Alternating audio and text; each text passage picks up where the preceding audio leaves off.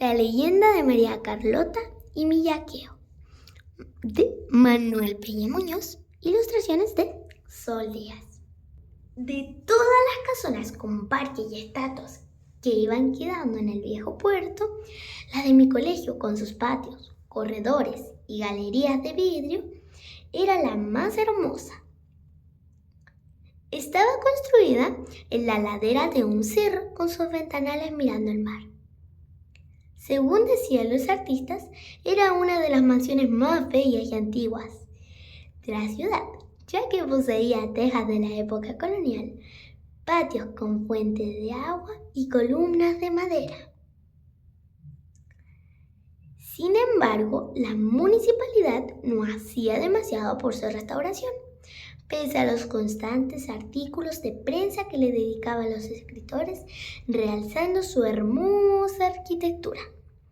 Esas crónicas evocativas casi siempre iban encabezadas por titulares que resaltaban la necesidad de una urgente restauración.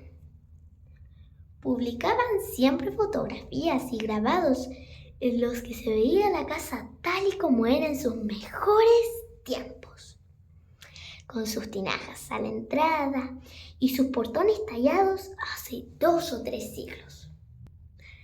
No obstante, aunque los periodistas se empeñaban en hacer resurgir el interés por la gran quinta colonial, eran muy pocos los visitantes que acudían a contemplar los grandes árboles o las antiguas habitaciones que guardaban armarios y aparadores de caoba. A veces llegaba algún poeta, un viajero o un loco y se quedaba largo tiempo mirando la casa e imaginando historias. Pedía permiso al portero de la caseta y luego recorría el parque, descansaba en la plazoleta, visitaba los patios, arrojaba piedrecillas al pozo y luego se iba empapado de una atmósfera señorial. Bajaba pensativo las escalinatas de piedra y se alejaba a contemplar los jardines de las otras casas. Caminando después por las calles empedradas del pueblo, soñaba con ese tiempo hermoso cuando había conciertos en el pequeño teatro y llegaban invitados a jugar a la sala de billar adornada con cuadros y alfombras. Ciertamente, la casa necesitaba una pronta refacción, porque debido a los frecuentes temblores y terremotos tenía la mayor parte de paredes agrietadas e incluso los murallones de adobe del último patio dejaban ver los jardines de las otras casas y los cerros empinándose desde la orilla del mar. En el último tiempo, la casa pasó a ser un internado de niños que exhibía sobre su fachada el escudo de piedra de la ciudad española de Cangas de Onís. Un parque de 3 arcos sobre el río, una bellota, una hoja de roble y la torre de su castillo coronada por 3 estrellas. Contaban los directores del colegio que el primer morador de la casa fue Javier Francisco Cangas de Onís, un navegante aventurero quien mandó a esculpir ese escudo en la puerta de entrada, en recuerdo de su ciudad natal, para no olvidarse nunca del lugar donde había nacido. Javier Francisco Cangas de Onís llegó a estas costas del mar Pacífico en 1536 como contramaestre del Santiaguillo, una nave de 2 o mástiles con velas latinas semejante a la Niña de Cristóbal Colón. La carabela provenía del Callao, con armas, pólvora y provisiones en sus bodegas para abastecer a los soldados de Diego de Almagro, quienes habían avanzado hacia el sur por tierras desde el Perú. Cuando el tripulante encargado de la marinería desembarcó en la sencilla caleta de pescadores, lo primero que cautivó fue la vegetación de los cerros empinándose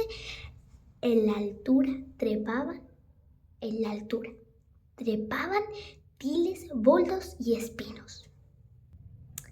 A lo lejos se veían las pequeñas cascadas de agua, ciertas fogatas y muchas palmas de tronco liso y cenicientos como las que había visto una vez de niño en una Biblia antigua de papel de arroz. Detrás de esas palmas se escondían unos indígenas, vestidos con pieles, que los observaban con desconfianza. Eran changos de la bahía de Quintil, que vivían en toldos de cuero de lobo marino, modelaban fuentes de greda y pescaban congrios, merluzas y centollas de color coral. Días más tarde, aquellos españoles asombrados los veían en alta mar, pescando en balsas o mariscando entre las rocas de la caleta.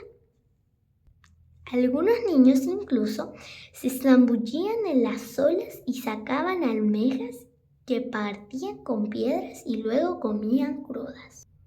Don Alonso de Quintero, piloto del Santiaguillo, pidió a aquel joven contramaestre que se quedara en la bahía con parte de la tripulación, mientras él se reunía tierra adentro con un destacamento de Diego de Almagro, capitaneado por Juan de Saavedra. La misión era provisionarlos de ropa, legumbres, botijas de vino y herraduras de caballos que tenían por el mar desde el Callao. Fue así como Javier Francisco se quedó en la costa aguardándolos junto con algunos de los 40 tripulantes de la embarcación, en su mayoría grumetes, marineros y carpinteros. Al poco tiempo, el joven encontró un recodo en la playa protegido de los vientos del sur, en donde construyó una pequeña capilla dedicada a la Virgen de Covadonga, para agradecer el viaje hacia esa bahía que los nativos llamaban Alimapú. Nosotros esperábamos con ansias las tardes de lluvia, pues en esos días nuestra profesora nos contaba de la historia de la casona donde estudiábamos. Afuera soplaba el viento muy fuerte, mientras adentro entibiábamos por el fuego de la salamandra. Oíamos aquellos relatos de nuestro internado e imaginábamos cómo sería la vida en aquellos patios en tiempos pasados. Quizás los primeros moradores se asomaban a los balcones a mirar el mar y a pensar en sus tierras de origen. Estaban muy lejos del horizonte. Bajarían al parque y pasearían bajo la sombra de los árboles como nosotros cuando salíamos al recreo. Nuestra profesora, la señorita Priscila Arroyo, nos contaba que en esas mismas habitaciones había vivido el joven contramaestre Javier Francisco Cangas de Onís, encargado de mantener el orden, la disciplina y el buen servicio de la marinería del Santiaguillo, tanto el mar como la tierra. Nos decía que a su regreso a la costa desde el valle, luego de dejar los pertrechos a la delegación que venía desde Santiago, don Alonso de Quintero, el capitán del Santiaguillo, decidió dejar al contramaestre de la bahía, pidiéndole que edificase una casa con fortaleza y capilla mientras dirigía la nave hacia el sur. Iba a volver muy pronto. Así fue como el joven Javier Francisco levantó la casa cubriendo las vigas con ramas de otros muelles y acercándola con una empalizada. Otros miembros de la tripulación lo ayudaron mientras regresaba el Santiaguillo de su exploración marítima a tierras mapuches, pero lamentablemente la carabela nunca regresó. Estaba en tan malas condiciones que es posible que haya naufragado. Ante la posibilidad de volver a El Callao, Javier Francisco resolvió quedarse a vivir allí, en medio de esos cerros. Algún día traería a vivir con él a su esposa que había dejado en España con su pequeña hija María Carlota. La casa que construyó con parte de la marinería fue una extraña mezcla arquitectónica que combinó las ideas del viejo mundo con los materiales nativos de la bahía, paja, adobe y madera. Allí estaban algunos de los changos, mirando sorprendidos a sus hombres barbudos que calzaban botas de cuero y hablaban una lengua desconocida. Eran misteriosos esos seres venidos del océano. Les pedían que se pusieran de rodillas ante dos palos cruzados. A veces los veían hincados dentro de una pequeña capilla, con los ojos bajos y murmurando en voz baja ante una mujer tallada en madera con vestido largo y pelo natural. Los indígenas de la bahía ignoraban quiénes eran esos dioses a los que adoraban aquellos hombres, pero muy pronto lo sabrían, porque en el Santiaguillo, junto con el constructor de fuentes, el cronista, el retratista y el tonelero, veía también un sacerdote que les iba a enseñar el catecismo y que moriría en el sur del mundo años más tarde, trapasados de flechas mapuches bajo las copas de los canelos. El honor al primer morador de esta casa es que este colegio se llama Cangas de Onís, dijo la señorita Priscila, mostrando con un puntero el mapa colgando del pizarrón y un retrato de un hidalgo español coronado por un penacho de plumas. Lo más decepcionante de esta historia es que más tarde supimos que nuestra profesora no nos decía toda la verdad. Era cierto que el joven de barba roja se había maravillado de ese mar turquesa con frágiles carabelas y canoas indígenas, pero eso no era todo. Faltaba el resto de la historia de esa casa, tal vez la parte más emocionante. El episodio que la señorita Priscila, el profesor de canto, la profesora de aritmética y la temible señora Anastasia Cuervo, la directora, preferían callar.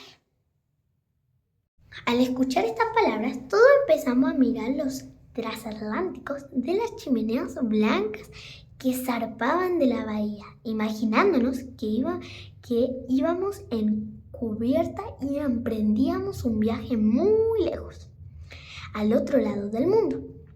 Estábamos muy entusiasmados. Nuestras mentes viajaban más allá del horizonte, mientras el señor Ponzot hablaba de un antiguo contramaestre de su vida en esos cerros. Pero esta vez habló de una manera especial. Su voz adquirió otro tono. Su vista se perdió muy lejos, como si estuviera viendo escenas acontecidas en el pasado. Fue así como nuestro profesor comenzó a narrar la parte que faltaba. Agregó la pieza del rompecabezas que siempre nos escondía la señora Cuervo cuando hablaba de nuestro colegio. Según investigaciones en la biblioteca Severín, he podido reconstruir toda la historia de esta casona y espero que pronto pueda darla a conocer en una publicación que patrocinará la Universidad Católica de este puerto. Verán niños lo que en verdad ocurrió. Fue que el joven contramaestre sintió nostalgia por su esposa María Fernanda y Bacache Matienzo. Y cuando terminó de construir la casa con fortaleza y la capilla, regresó a España a buscarla. La encontró en un pueblo vecino a Oviedo. Después de meses de travesía en carabela, allá estaba la joven fatigada con faenas del campo, cosechando manzanas, nueces, castañas en la huerta y castañas en la huerta, junto a la pequeña María Carlota, quien Javier Francisco había dejado siendo muy niña, jugando con un cascabel al embarcarse para el nuevo mundo. Él casi no la reconoció, pero la niña se arrojó a sus brazos apenas lo vio. Hasta aquí vamos a llegar, llegamos hasta la página 30, por aquí. Y luego tenemos que seguir a esta dura, yo creo que voy a hacer como 3 partes. Entonces, eso fue por esta parte. Espero que lo hayan entendido y vayan a ver la 2 si ya está. ¡Chao!